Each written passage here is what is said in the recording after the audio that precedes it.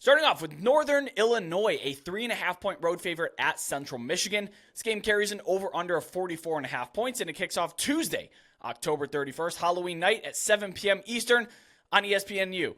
Get the kids back. You're going to want to be in front of a TV to be watching these Halloween night MACHIGAN games. The line opened up at Northern Illinois -1.5, and it's just blown straight through -3 to the other side of that. I've even seen -4 popping here on Monday afternoon as we're recording this.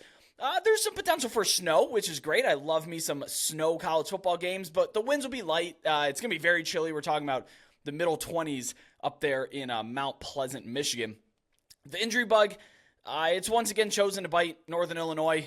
Their leading rusher, Antario Brown, left the last game. He did not return. That was 10 days ago. So I'm not entirely sure what his status is going to be, but be sure to keep an eye on that. He's one of the most explosive players on this Husky roster. The last few games, he's been actually really ineffective, which is interesting because he went for 280-4 against Toledo in one of the best individual performances we've seen in the country so far this year.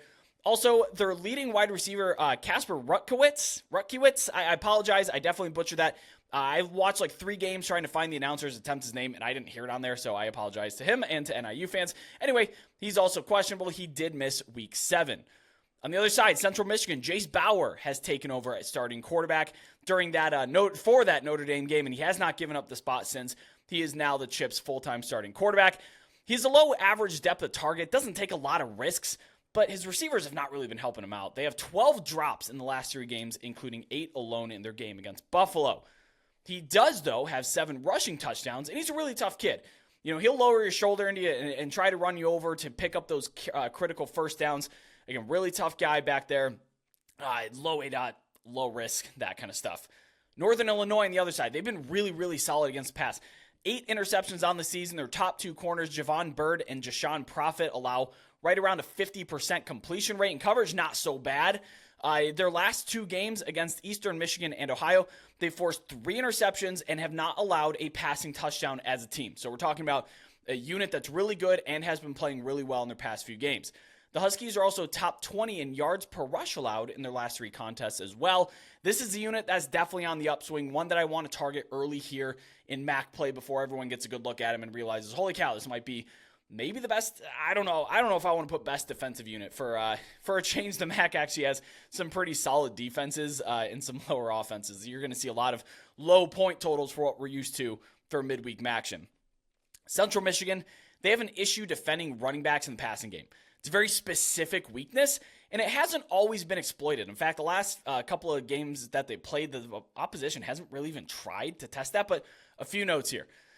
They allowed 295 receiving yards to New Hampshire running back Dylan Laub. Yes, 295 receiving yards for a back. They've also allowed explosive receptions to South Alabama's LaDamian Webb, Eastern Michigan's Jalen Jackson.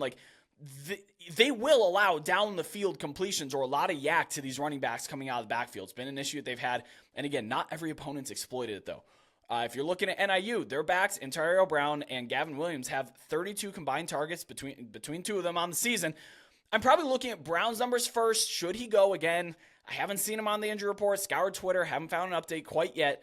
But if he does go, he's a very explosive player. He's a lot more explosive, I think, than Gavin Williams. So I'm probably looking at his receiving yards first. But I am also checking to see offerings if they do give them to you on in your state or specific sportsbook on Williams' receptions. And if that's not, then I'll probably look to his receiving yards. Look, if I know player props aren't available in every state for college, if they're not available in your state, specifically Illinois currently doesn't offer them for in-state, and NIU is in-state, I'm probably looking to the Huskies money line if you can find the fair value.